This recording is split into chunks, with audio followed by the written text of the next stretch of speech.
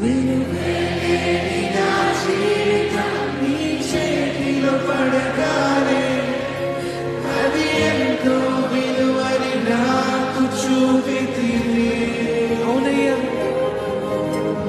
జీవమే లేని నాలోని జీవమును నింపుటకు నీ జీవితాన్ని ధారపోసితివి. నీది శాశ్వత ప్రేమ